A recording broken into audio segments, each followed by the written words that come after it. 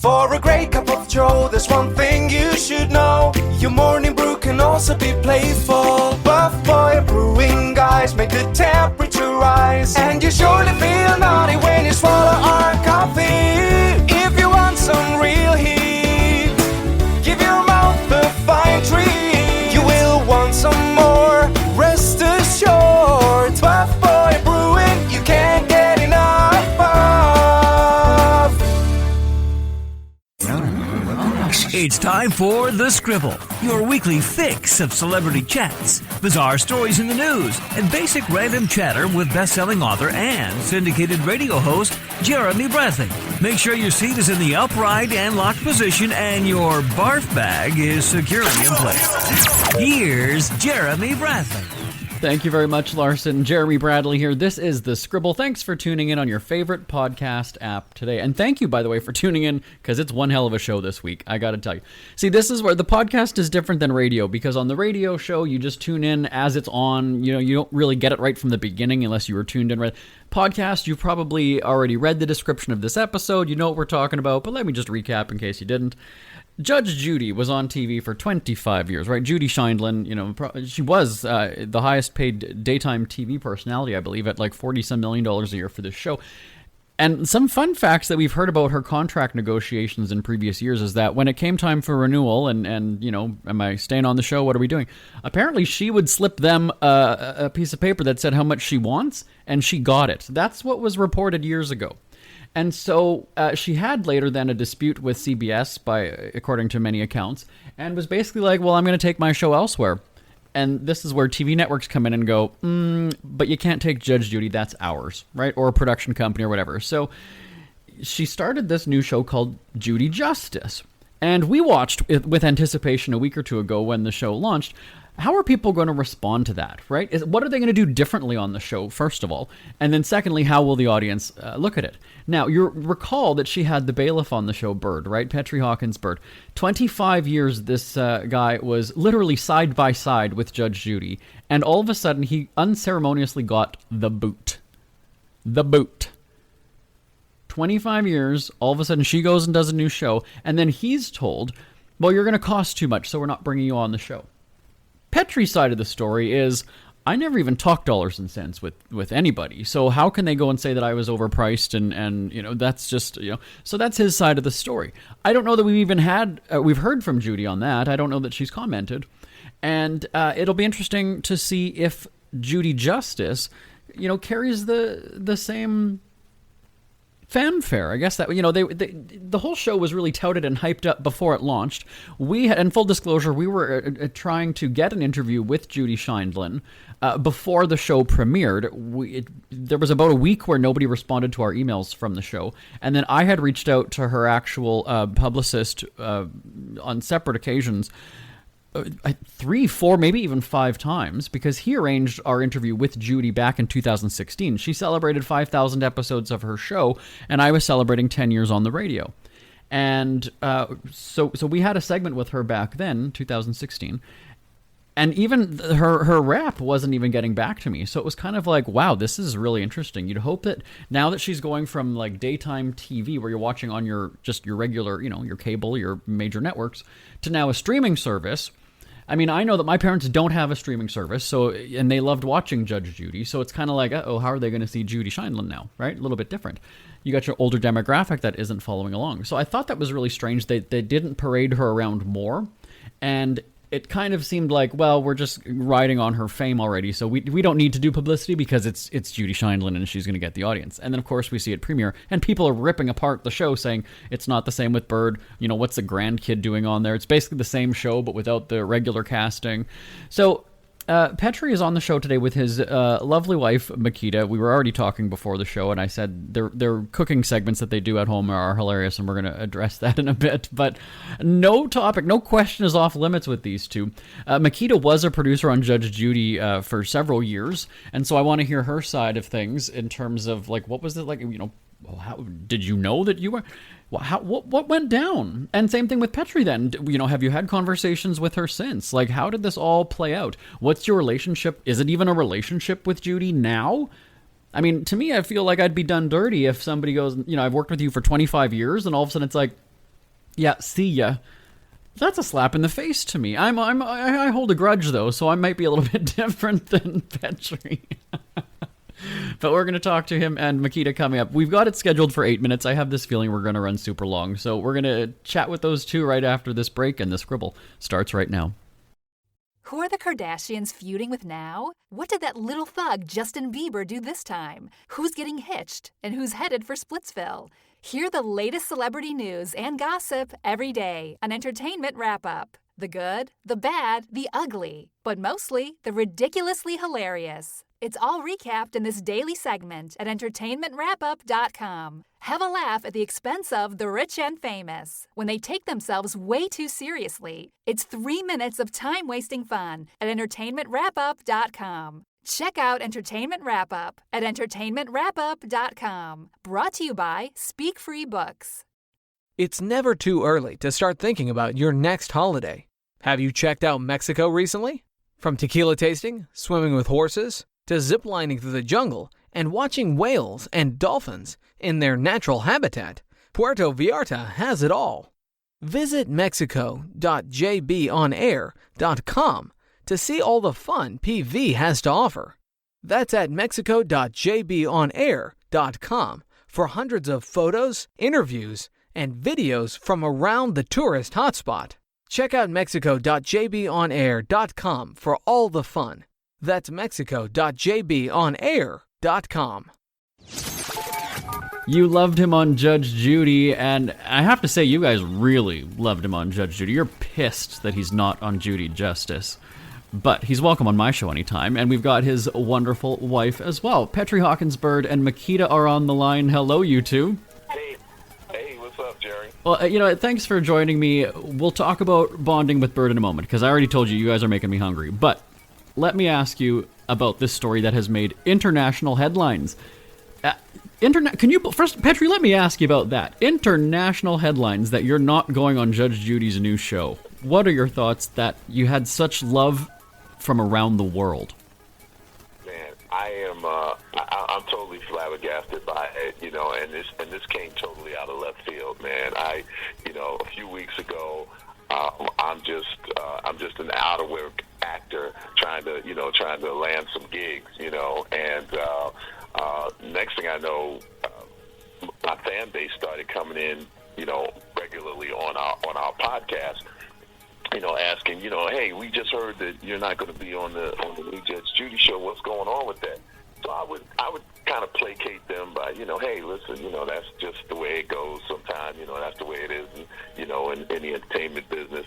And then I got a call from Entertainment Weekly, and they were asking me the same questions, but they wanted to know why.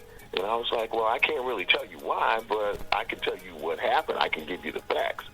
And I did that, and, being old-fashioned, I'm thinking Entertainment Weekly. I'm thinking it's going to come out in a week.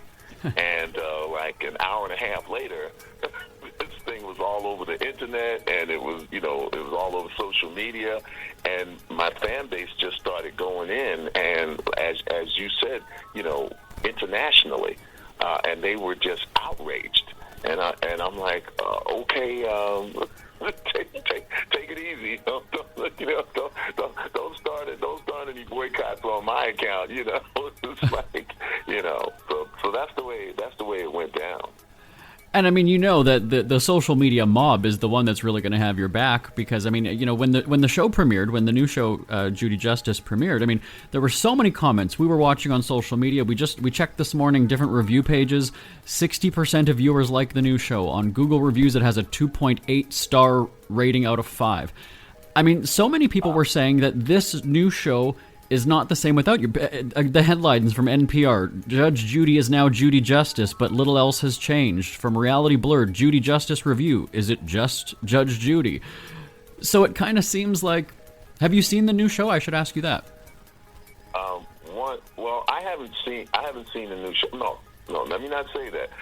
The other night, I was kind of not flipping the channels. That sounds so old-fashioned, but I was just going through, stations and just, and all of a sudden, it popped up, and so I just sat and I watched a few minutes of it, and it was mainly focused, as Judge Judy always was, it's mainly focused on the judge, you know? Mm-hmm. And so I was like, well, what is this extra cast of characters for?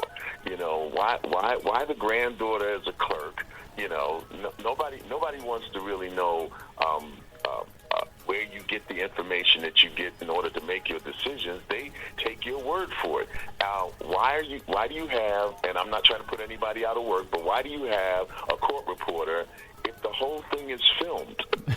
You know, the whole thing is videoed. So if you want to know what somebody said, you run the video back. You know, Right. you don't have to have a court reporter there to tell you, you know, what's going on.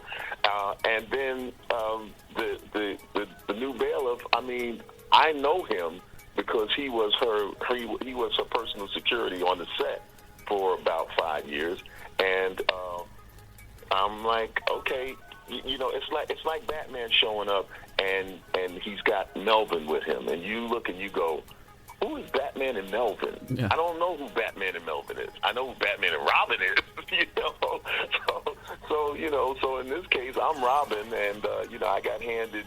You know, I was told to turn in my keys to the Batcave and Wayne Manor, and that I was no longer riding along in the Batmobile. And I'm like, okay, but you know, it's not how I'm going to take it. It's how the public is going to take it. I got to bring Makita into this one. You're a producer. Actually, let's give everybody the backstory. First of all, your connection to Judge Judy, and then what your thoughts are on this remake of the show, basically. So, I was a producer on the Judge Judy show, and up until the end, because I had a random seizure and found out that I had a tumor. So I was on the show for about 6 years, and I mean, the production side, you know, like, it's just normal. Like, I don't know. I mean, I used to tell my husband, I'm like, oh, she's not going to get rid of you. She's doing a new show, and, you know, of course she's going to take you with you, because my boss said that he was going to go.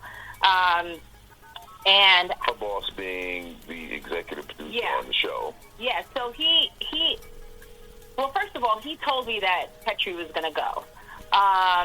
So I had no questions about that. However, I always thought that Petri did something to her because she liked me. And I could never understand how she treated him the way she did. Like, she wouldn't talk, like, it was very, I don't know, it was very, like, subdued. Like, before I got on the show, I thought you guys were, like, thieves, just like the rest of, like, I'm sorry, I'm having chemo brain, so No, that's all right. Bear with me. No. But I always thought that you guys were, like, Batman and Robin, you know what I'm saying? And I thought you guys had a close relationship, but they didn't. And it was surprising to me because as a woman, like, if you're not friendly with the person, they did something to you, you know? And I used to ask them, did you do something to her? And well, one of the things that I've learned from this, and I told my wife this, is that there's a difference between a working relationship that is friendly and being friends, you know, and so.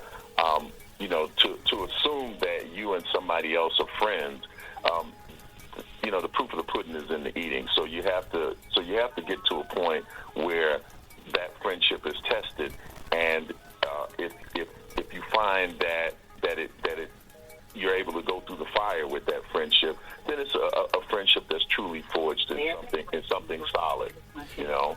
I mean, to me, I would expect, I mean, you know, 25 years on the show, I know you've known Judy Sheindlin for well over 30-some years.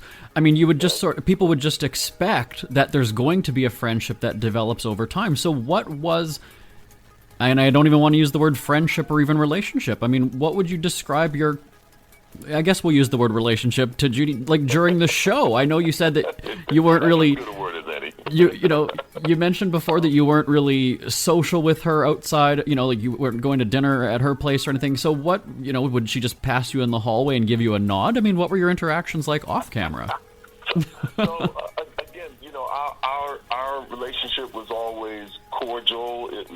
Every once in a while we might stop and have a little conversation during some crucial times in our lives. We checked in on each other. I remember one time she was on the bench and she got sick, and I believe to this day that it might have been a mild stroke. But I looked at her and I could tell that she was off her game. She asked the defendant the same question 3 times. And I looked at her and I said, "Are you all right?" And I usually wouldn't do that. I usually would wait until the case is over. But I asked her in the middle of the case, "Are you all right?" And she said, "No." And I said, "Okay."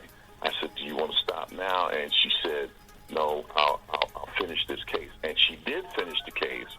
And as soon as she finished, they called an ambulance, which came to the set and got her and took her to Cedars-Sinai Hospital. Now, I'm not saying this in the way of, patting myself on the back, but as soon as I knew where they had taken her, I went to Cedars-Sinai to check on her. And when I got there, she was sitting up, she was eating a corned beef sandwich or something, and she just, everything was all right. She seemed all right. And so I walk into her and I go, it's not enough that you're, 10 million viewers a day. You really need this extra attention. Is that it? And she laughed, and we talked for a minute, and I got ready to leave, and I said, "Hey, I know that you're not big on this, but do you mind if I pray for you?" And I did. I prayed for her, and I went to the elevator, and I'm standing at the elevator, and her husband, Jerry, great guy, comes running over to me, and he says, "Hey, I just wanted you to know that I appreciate you praying for her, and she appreciates it. She's not big on saying it, but she really appreciates you doing that." And I was like, "Hey, no problem. That's what I do for people, because that's what I believe in." Now, this was one of the times that I was there for her. Now, another time she was there for me. My daughter had contracted swine flu during the epidemic, the outbreak that was here in the United States with swine flu. And Judge Judy, she called. She wanted to make sure that my daughter was getting the best of health care and everything like that. So in regards to that, it's the same relationship that I don't know, Bill Gates might have with somebody in the mailroom at Microsoft if he knew him, But that's it. No going over to each other's house and 25 years that we were out here in Hollywood, no private dinner or lunch with just she and I. That didn't happen. And that's the way it is. When people used to ask me, whether or not Judge Judy and I were friends, I was like, nah, she hangs with who she hangs with, and I hang with who I hang with, and we don't ever mix it. So I think that's it was a good cordial relationship. Yeah, I think that's what people don't necessarily realize about the whole showbiz thing. Even in radio, right? You can come in, and if they flip the format of your radio station, you're out of a job. It's nothing personal. It's just a business decision. But the business decision that we heard about, I know you've mentioned this quite a bit, was that you were not overpriced. What was the term that was used? I was priced out of of being the bailiff on this new show. I priced myself out of it. That's what she said to me, man. I was like, okay, how do you price yourself out of something that you're not offered?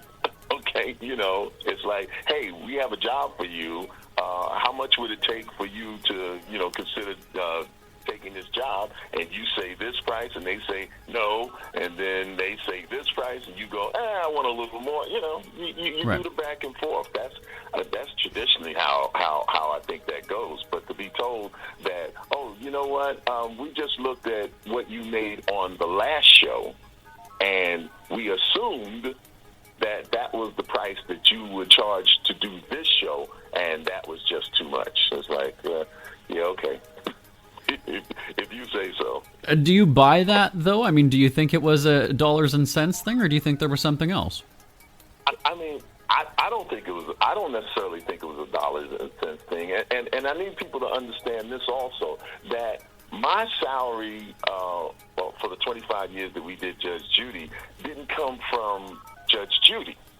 Okay, Right. It came from CBS, or Big Ticket Television, or whoever was the owner of the Judge Judy show at the time. That's where my salary was always drawn from. So, when she told me that that fundamentally I priced myself out of being considered for the bailiff, I'm like, well, I didn't hear from Amazon or IMDb TV or anybody else in regards to whether or not there was an offer for me to be there. But let's face it, it's Judge Judy, it's Judy Justice, it's her show. Whatever she wants, they're probably going to give her. That's what I would think. And so if she said, well, hey, that's my bailiff, that's my guy, for 25 years we've been together, and I see us being together 25 more if that's how long, the show lasts, then they're going to give her what she wants. Whatever Right. makes for the success of one thing, you're not going to try to change it in order to see if you can do something new.